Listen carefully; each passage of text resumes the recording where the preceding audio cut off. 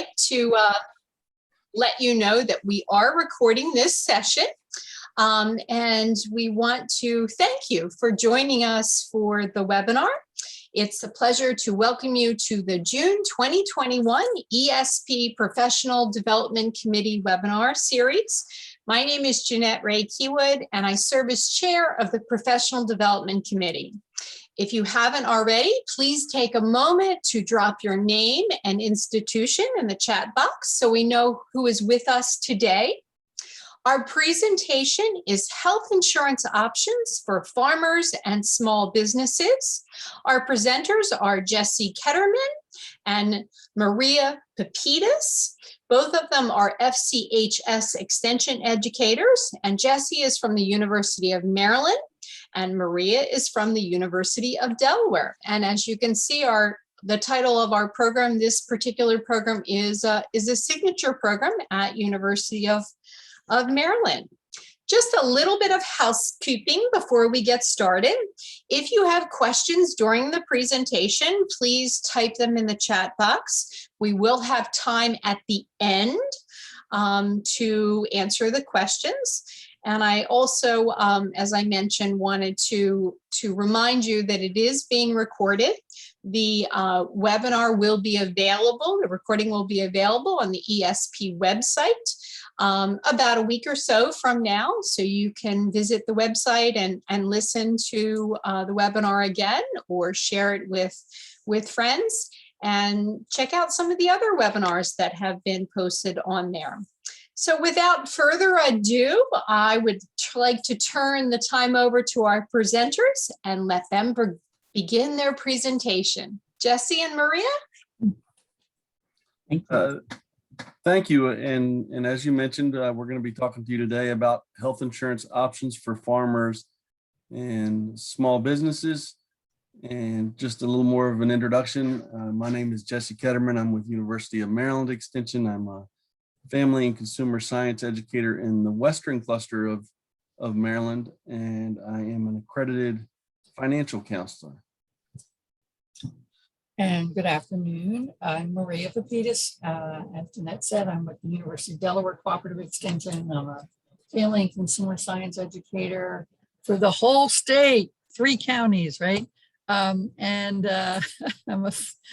accredited financial counselor and financial fitness coach. And then I'm also a county director. So, you know, we do it all in Delaware. And the program that we're presenting today is part of our health insurance literacy initiative. It's a multi-state collaboration between University of Maryland Extension and University of Delaware Cooperative Extension. This program is kind of a newer program for us. It's been around for about a year. And so we're trying to gather some feedback about the program. So I'm going to post in the chat box a survey link. If you would go to that link, I would appreciate it. And there are a couple questions on the first page, and then you should come to a stop sign. And if you just minimize your screen, we'll come back to that later in the program to do the post assessment. So if you could do that real quick, we would appreciate it.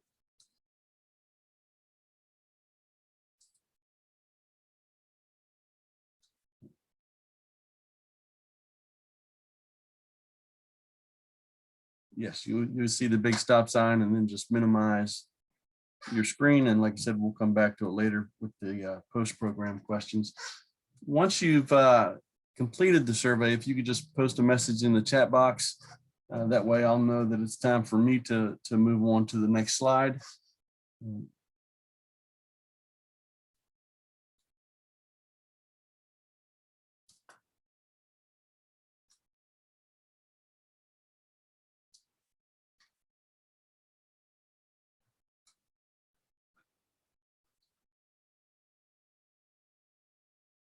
All right, I see a couple responses, so I will move on now.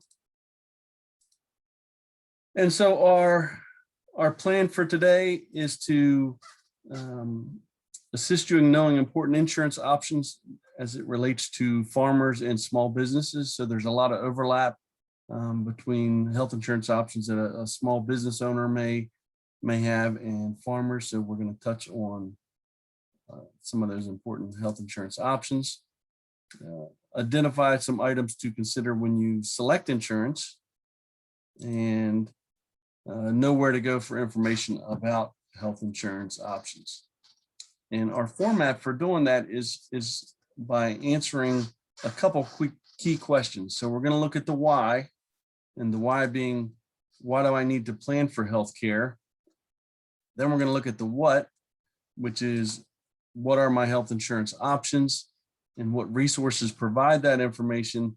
And then we're going to talk about the how, and how do you choose a health insurance option. So that's what we're going to be framing our presentation today around.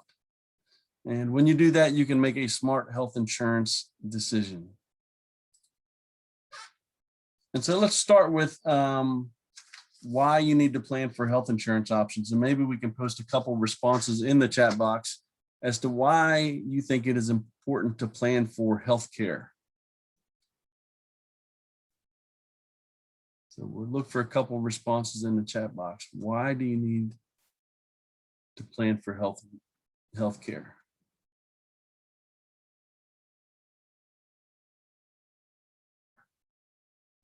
Retirement planning, yes. To avoid bankruptcies, right? There's a lot of bankruptcies that are a result of health insurance, not being able to afford the health care. Accidents happen on the farm, absolutely. One accident away from financial ruin. So all of those are good answers. It is expensive, right? Healthcare is expensive, so having insurance offsets that cost. So a couple of reasons we have listed, to ensure that you have the coverage you need to keep you well. And so again, different policies cover different things, and so you want to make sure that you have coverage to keep you well. To gain the most benefit from your insurance coverage. This is one of those things that I kind of learned a little bit. A lot of plans have kind of a wellness program, and if you complete these wellness assessments, they may reduce or eliminate some of your copays. And so last night, my wife reminded me that I needed to complete my wellness survey so that we don't have to pay copays for our visits and reduce costs for our specialist visits. To protect your family from an unexpected health issue. And again, healthcare can be expensive. And so having insurance helps offset the cost of your healthcare. And to know what types of insurance options are available for your individual situation. And so we know everybody's situation is a little bit different. And so to know what types of insurance options are available is important. And we're going to cover that today. And of course, to save for out-of-pocket costs, there will be out-of-pocket expenses, and you need to be prepared for those and have money set aside to cover those expenses. So I'm going to run through all these. So what I have on the screen here are what we call the 10 essential health benefits. There are 10 categories of services. And really this was driven by the Affordable Care Act when it was passed. At that point, health insurance plans had to have these 10 services. And one of the things about health insurance is you want to be able to compare one policy against another. And so this is a great starting point in terms of looking at, okay, what preventive and wellness services are offered in this plan? What are the lab tests that are covered? Hospitalization, prescription drugs, services and devices, outpatient care, maternity and newborn care, mental and behavioral health, pediatric care, and emergency room services. So these are 10 areas that you can easily look at and compare to determine how those services are provided in each plan. Now, the plans that are on the marketplace are required to have these 10 services. But as Maria is going to talk about later, there are going to be some plans that you're going to come across that may not have all of these services with them. So looking at that what question, what are my health insurance options and what resources provide that information? And so there's going to be a couple factors that contribute. to which health insurance plan you choose. So your state, the state in which you live, each state may have different options available to them. And so there's going to be different plans, of course, health insurance policies and plans within those states. Your income and your age are going to be factors. Whether you have a disability or not could impact which insurance option you may have. The number of family members or employees that are under that policy, and then the type of business entity you have, whether you're a sole proprietorship, an LLC, or an S Corp. Those are all going to be factors that contribute to which health insurance plan you choose, and also what options you may have. And so in some cases, you may consider multiple streams of insurance coverage just to make sure that you get the lowest price and the best coverage. Now, we're going to transition into what your health insurance options are, and the items that we are going to cover today. We're going to talk about Offfarm employer-based health insurance, which includes association membership options. We're going to talk about the health insurance marketplace, the health insurance provider, which would be like a broker or a dealer. We're going to talk about the short-term plans, sometimes referred to as skinny plans, options available for military individuals, so armed forces health insurance. We're going to touch on Medicaid and CHIP, or the Children's Health Insurance Program, the Christian healthcare plans or health sharing ministries, and also Medicare. And to lead this discussion, I'm going to turn things over to my colleague, Maria, and I'm going to give her control of my screen. So Maria, I think you should have control now. Thank you, Jesse. That was a great overview. So as he said, I'm going to cover different kinds of health insurance options. You know, one of the things that we know about farmers and farming is very dangerous. You know, there was a recent research study around health insurance and access to health care through USDA. And we know that 92% of farmers actually think health insurance is an important thing. But not everyone has it. Some of it has to do with affordability. Some of it just has to do with, you know, this idea of having to have multiple types of policies and just that being too overwhelming. And so it is an issue for farm audiences that, you know, extension can play a role in helping to kind of make it less confusing. So that's where we are today, right? That's why we're here today, to kind of help you better understand what the options are. So I'm going to start off with this off-farm employer-based health insurance. You know, this is one of the reasons, one of the big reasons why many farm families have someone working off-farm is really to access health insurance and retirement benefits. And so what kind of health insurance benefit a farm family may have if there's an off-farm employer really will depend on that off-farm, the employer. Some employers offer just one plan. Some employers offer a few plans that then as an employee, you get to pick. But it's, you know, it really depends on the employer and the size of the employer, and in terms of the kind of plan that you would be offered. So obviously some of the benefits are, you know, you're covered by health insurance, and hopefully it's a plan that also covers your family.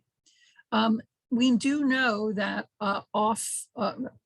employer-based health insurance plans tend to be a little bit less expensive than some of the alternatives. And there may be a couple of plans to choose from, meaning an employer might offer you a menu, right? As an employee, you might have a menu to choose from. So there's some things to think about, right? You should check with the plan manager to see if family members are covered. Some, as I said, employers are covering only the employee, while others will offer coverage for family members.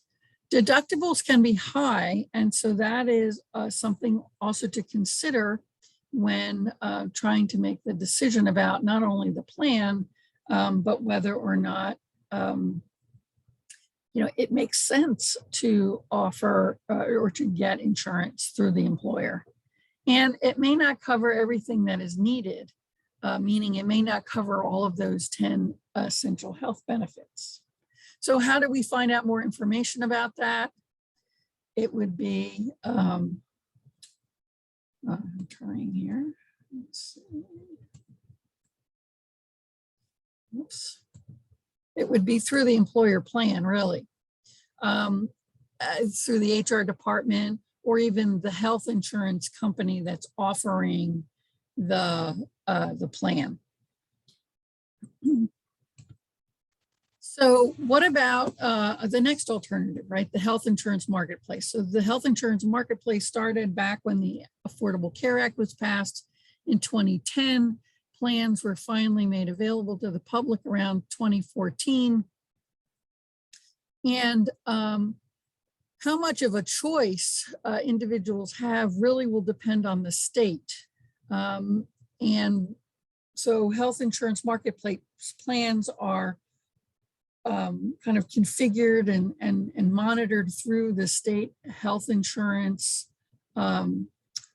department. And so like, for example, in my state, we have one company that is offering marketplace plans. In other states, there may be 2 companies. In other states, like in Maryland, there may actually be companies based on region. And so it can be a little confusing depending on your state and even your county. And so there may be choices, there may not be choices. There is the rule that if a health insurance company, like say Blue Cross Blue Shield or Aetna, offers plans, they have to offer more than one. And so they will offer that in a variety of ways. Usually there's different plans based on, say, how much the deductible is, or whether or not it offers kind of what they call gold or platinum or silver or bronze plans. And those different kinds of plans have, kind of a calculated ratio of how much of the cost comes to the consumer and how much of the cost is covered by the health insurance company. So, so there's lots of benefits to getting a health insurance marketplace plan. There are tax credits that help offset the premium. Especially if your income is 400% of the poverty level or lower. And so then those tax credits offset the premiums. There's usually a number of plans to comparison shop. You can find plans that could be just for you and your family members. And every state has what they call health insurance navigators or assisters that can help you figure out what plans are available to you, what you might be eligible for. There are some considerations, right? There are maybe fewer plans as compared to going through a broker or an agent. And if you are making more than 400% of the poverty level, it may be worth working with that broker and agent. They just might be able to find you a deal that's a little bit better for you from a cost perspective. So to find out a little bit more, for example, you can find out if you are within that 400% of the poverty level threshold. You can go to the healthcare.gov, to this website that's here, healthcare.gov/lower costs. Okay, so what about Medicaid and the Children's Health Insurance Program? So this is another option. Again, Medicaid is, and the Children's Health Insurance Program, they're based on income and family size, and there are eligibility requirements or guidelines There are federal guidelines, and then there's sometimes state guidelines. So we oftentimes hear that people are confused about Medicaid because most people hear about Medicaid as they're aging. And there is a Medicaid long-term care program that is different than the Medicaid program that is open for people with low income.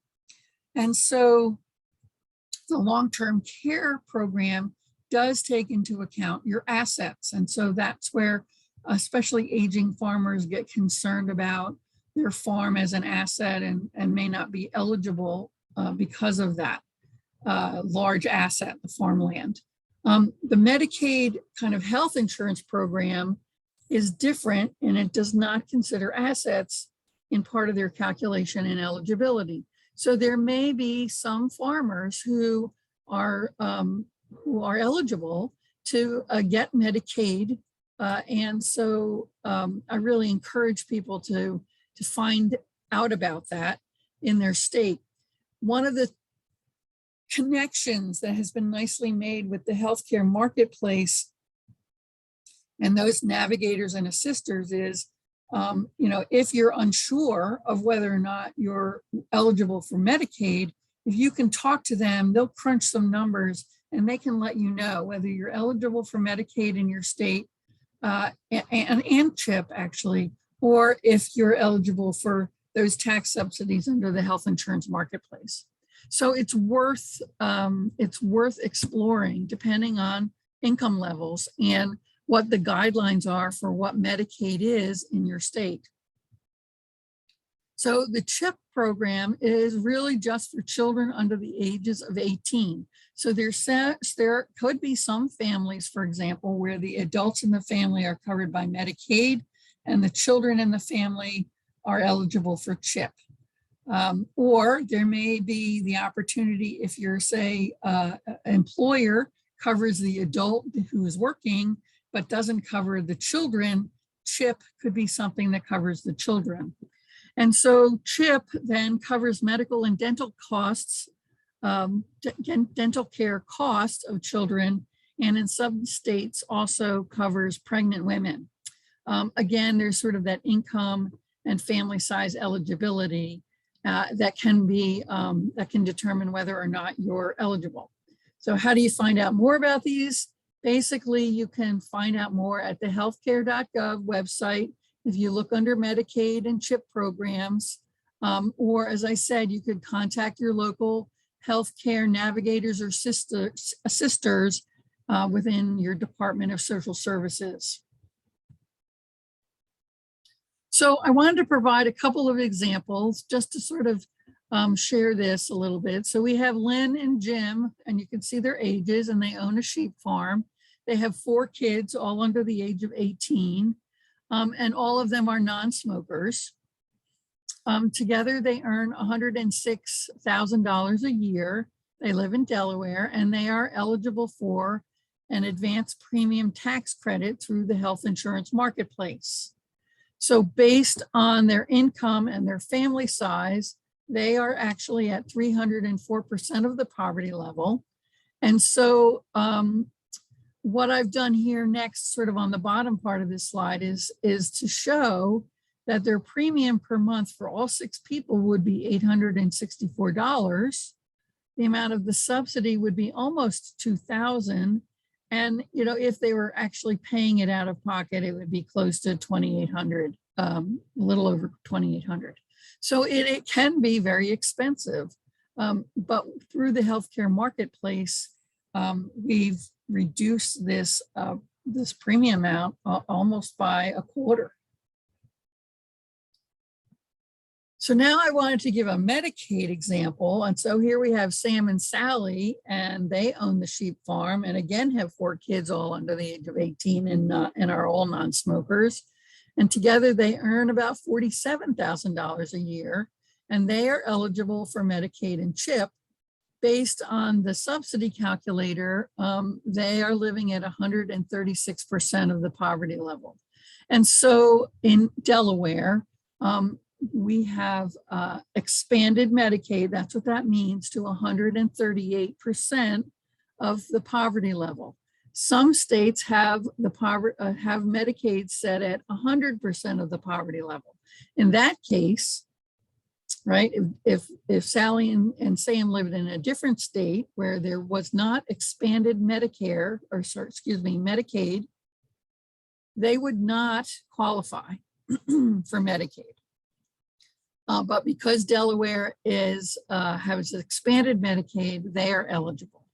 So again, this is where, when Jesse was saying it may depend on what state you live in, it really does depend on what state you're living in and what some of the options that you have. So one of the things that you can figure out is, well, what is going on in my state? And again, you can go to Medicaid.gov and look, kind of search for information about your state, and it will tell you, kind of what is that key threshold for Medicare, Medicaid eligibility.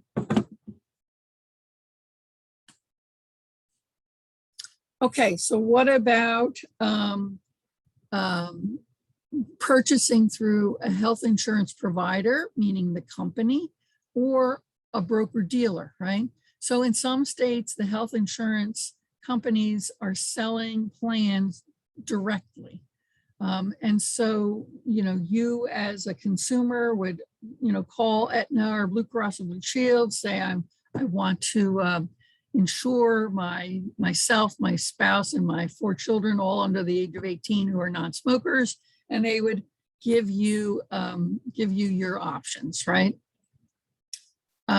Some health insurance companies can also enroll you in the health insurance marketplace. So they could actually say, hey, Sally and Sam, these are your options. If you go through the marketplace, here are your options if you don't go through the marketplace. And we'll help you get connected to any of those plans that you want to get connected to. But they are only selling their insurance company's options, as opposed to an agent broker, right? Who is basically, someone who is representing a number of different health insurance companies and is trying to work with you to figure out which best meets your needs and your pocketbook, right?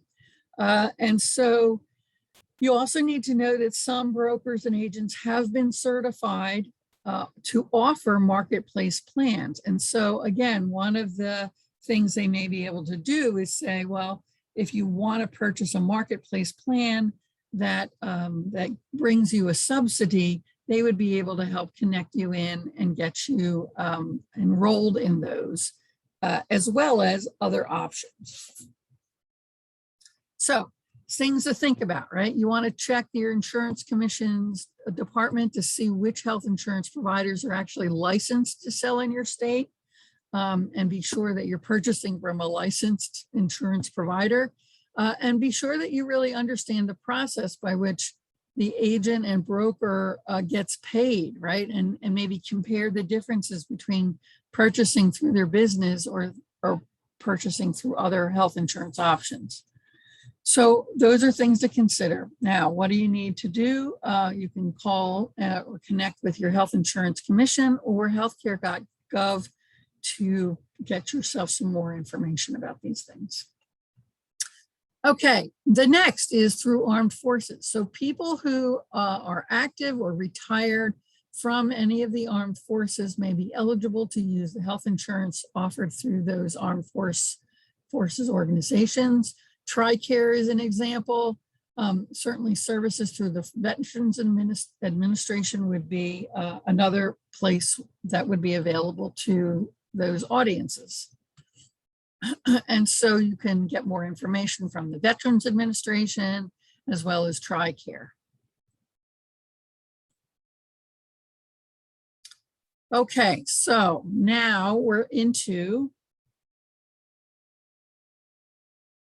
what happens when I get to be 65, right? I'm ready to retire. And so for those people who are 65 years and older, Medicare is an option, and Medicare kind of organizes itself around parts. And this is what they call them, right? Part A, Part B, Part D. So Part A has to do with any time you're in the hospital. It covers whatever happens in the hospital. Part B covers kind of doctors and medical services and equipment when you're not in the hospital. And Part D has to do with prescription drugs. So there is a premium for Medicare when you file your self-employment insurance, right? You pay your taxes to Social Security and Medicare. You are showing that you have contributed into the system. In order to get a reduced premium for Medicare, you have to work those 40 quarters, right? Same with Social Security, right? You work your 40 quarters, you're eligible to participate. If you haven't, then you will be paying a different premium amount. So this year, for example, the premium amount for Part B is $148 a month. You would end up not paying a premium for Part A. So you pay Part A, there's no premium. Part B is $148 a month.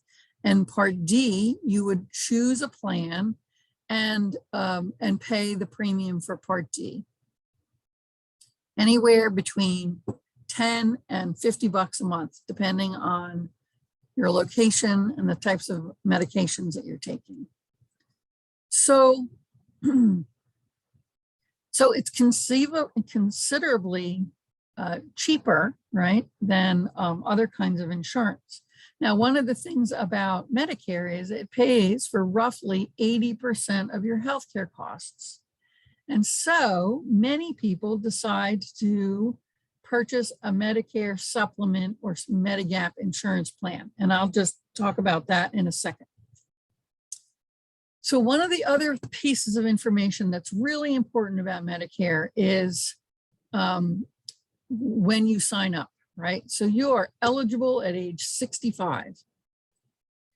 And what we have found is that some people are confused because, for example, I'm eligible for full-time Social Security when I'm 67, but I am eligible for Medicare at 65, and the two are kind of unrelated.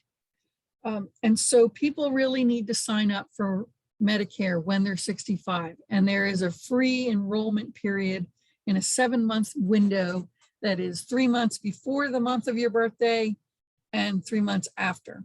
So you can sign up in that time frame, and then when open enrollment happens in the fall, you can adjust plans and whatnot when open enrollment happens. Okay, so that's Medicare, right? Now, you've probably seen a ton of advertisement for Medicare Advantage plans, and these are offered by private health insurance companies. They have their own premium, and oftentimes they are HMO types of plans, and so we'll often offer medical, dental, maybe even vision care.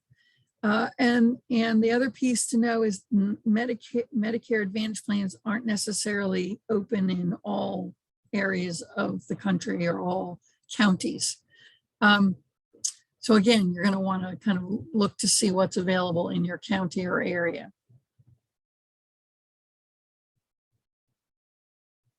And so then lastly, the Medicare supplemental plans, and those are the plans where you would pay an additional premium, and what that additional health insurance policy then does is wraps around your Medicare plan, not your Medicare Advantage plan, but your Medicare plan. And so that 20% that typically isn't covered by Medicare is covered. Deductibles would be covered. Sort of those big kind of out-of-pocket expenses would be covered. So where do you find out more information? So typically, you can go to medicare.gov. I have to say it's one of the better governmental websites, aside from, of course, our cooperative extension ones. It's a really great website. You can put in kind of your zip code, and it tells you the kinds of plans that are available for both the prescription drug plans as well as those Medicare supplemental plans. It's pretty easy to open an account. You can kind of do that online and check out kind of what the options are. So some employer-based plans offer healthcare plans to retirees that may serve as a Medicare supplement plan.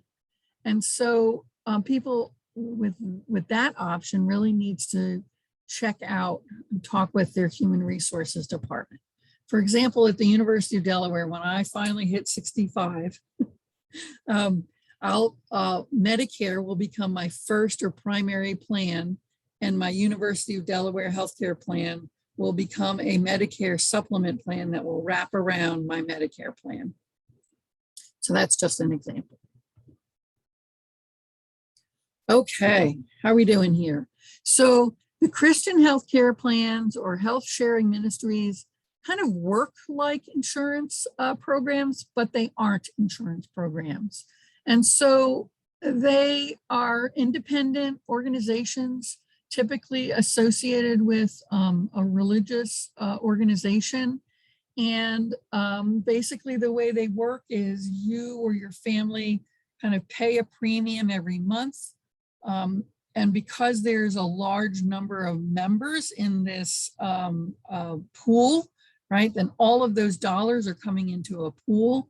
And then if something happens, if an accident happens, you have healthcare costs, then you would pay the bill to the provider and then turn around and submit your bills to the ministry for reimbursement. And sometimes there's kind of rules around like eligibility. And so you may have to be Christian, you may have to promise not to smoke or drink or use drugs, and kind of pursue a healthy lifestyle. So that is, kind of one of the downsides to that particular option. And sometimes controversial types of procedures or drugs are not going to be covered. So again, it's something to really think about and investigate if that's an option people are considering. So, okay, what about skinny and gap plans? So skinny plans are typically considered less expensive plans. They don't necessarily cover all of those medical services that Jesse mentioned earlier. So they don't provide all of the essential health benefits. They can deny coverage to consumers with pre-existing conditions. And there may be a limited medical benefit for things like routine care, or they may not pay for catastrophic care either. So there's obviously some limits to these kinds of plans. Gap insurance plans are a little bit different. Gap insurance plans are sort of this idea of like you have insurance and then you're going to be out of insurance for a short amount of time, usually less than 6 months, and you're trying to fill the gap. And so it kind of creates that emergency safety net for unexpected medical costs. And you wouldn't use this, obviously, if you already have a major medical plan.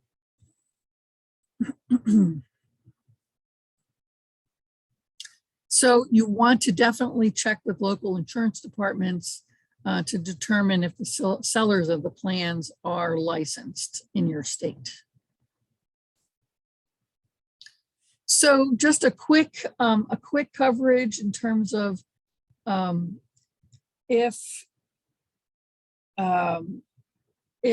you, as a farmer, you're also trying to cover some of your employees through the health insurance marketplace, they have something called the Small Business Health Options Program. They call it SHOP. And this provides small businesses the opportunity to kind of purchase a plan through that health insurance marketplace that would then cover their employees. So that's one option. The other option is called our Health Reimbursement Account. And this would be where an employer, a small businessman or employer, would set aside money that then an employee could use to reimburse their healthcare expenses. And so there's some legal things that would have that person would need to, the employer would have to consider. They would need to be setting aside money, right? So that those funds are available to the employees. And so that I would definitely say you'd want to have a tax person kind of help guide some of that thinking and discussion and decision making. And then last but not least, but may not be the best option really, is really paying people a higher salary or hours, dollars per hour to help cover costs of healthcare. Now, of course, as an employer, you could be paying them more, but you have no control over how they're using the money. So you don't know whether they're actually using it towards healthcare costs. So that's why I say it's not a great choice, but it is an option.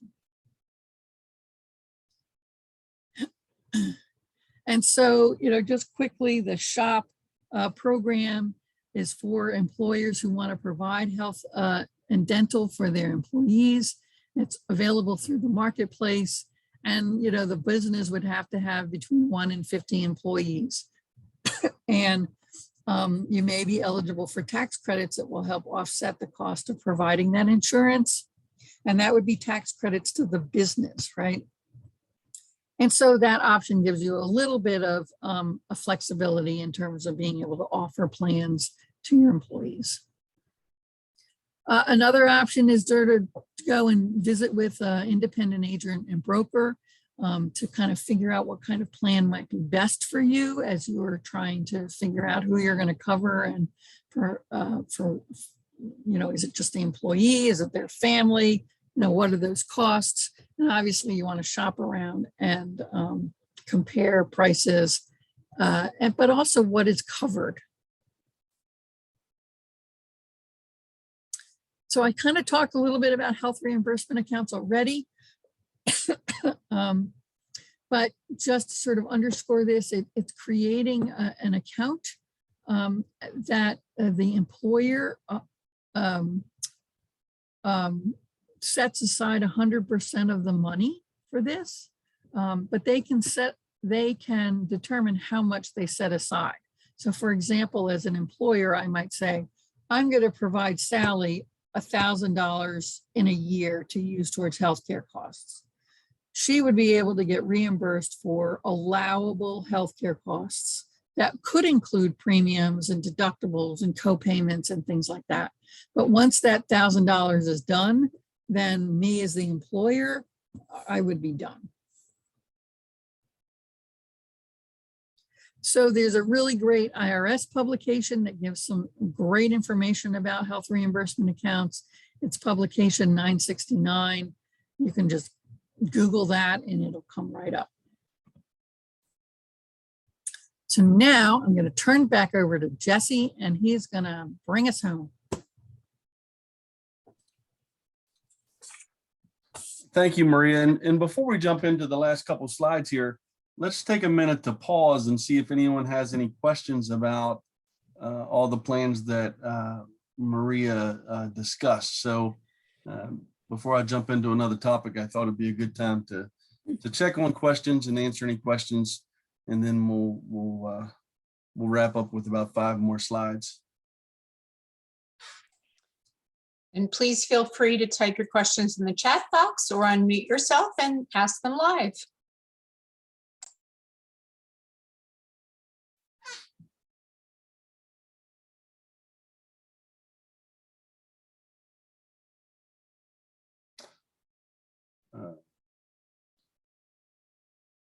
So you have one question there about what is a reasonable deductible, and that's kind of difficult to answer because what you find is there is an inverse relationship between the premium and the deductible. So typically what happens is the lower your premium is, the higher the deductible, or the higher the deductible is, the lower your premium. And so the two offset when you think about, you know, the deductible.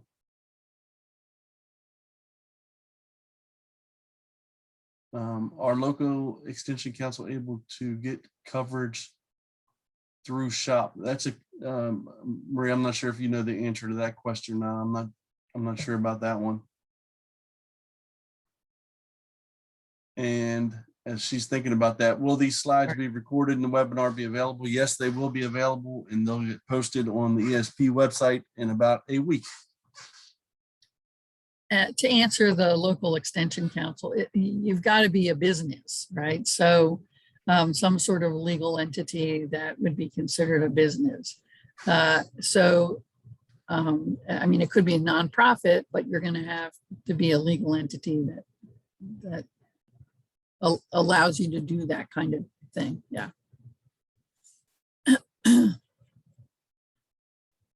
So jumping into the last few slides, again, feel free to go ahead and continue to post questions. We will come back to some question and answer at the end. On the screen, you see what documents provide information. We have a couple resources there. Of course, the healthcare.gov site, which we referred to, it has information that's available about insurance in general, and then about the marketplace plans. You have Medicare.gov. That's the place you would go for any questions about Medicare. And then most policies are going to have something called an evidence of coverage, and that's kind of like the contract between you and the insurance company. And so it outlines all of the coverage that is associated with that policy. Typically, you receive that when you're selecting an insurance policy, or after you have selected a policy, they'll send it to you. That information is also available on the website for the insurance company. So you may find that in one of two places there.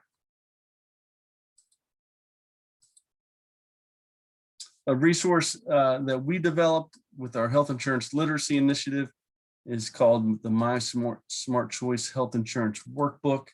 I've just posted that in the chat box, and it's about a 25-page booklet that walks you through the process of identifying which plan might be best for you. So it allows you to compare 3 insurance options.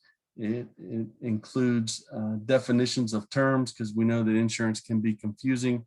And so, trying to figure out whether you have an EPO, an HMO, a POS, or a PPO. Again, we explain what those things are throughout the workbook. It also asks you some questions about how you currently use insurance. Are there anticipated costs you're going to be expecting in the future? So it has a lot of good questions that you need to think about when it comes to selecting an insurance plan.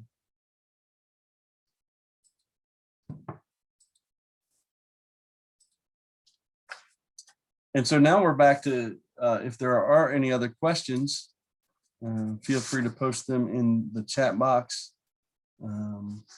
As you're posting questions, we also would like you to go back to the survey that we asked you to minimize at the beginning of the presentation and complete the second page there. I will post that again in the chat box. Just remember, if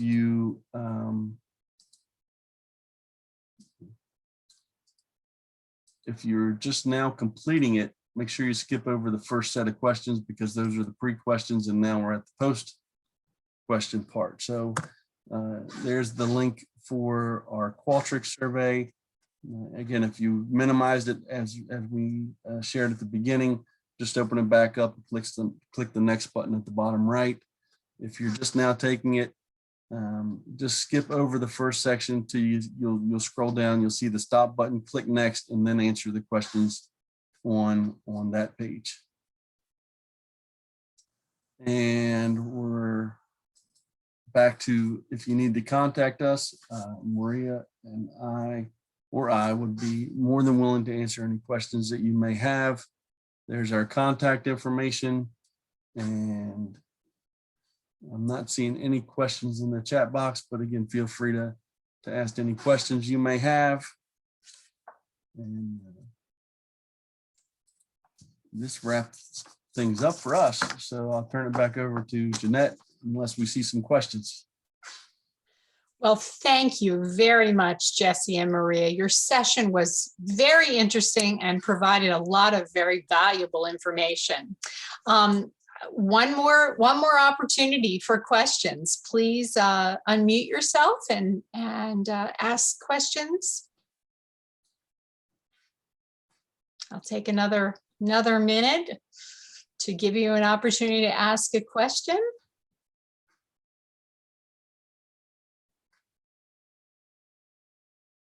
All right, I'm not hearing or seeing any.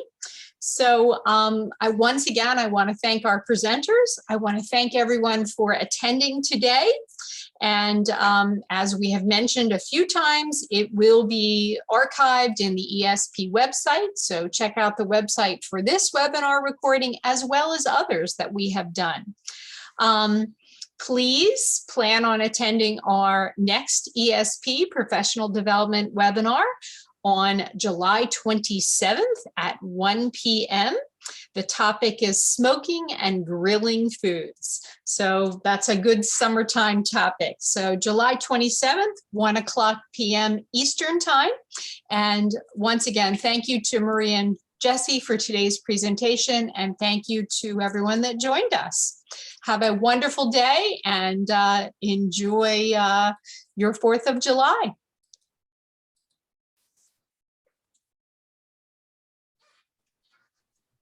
Thanks so much. Thanks for coming.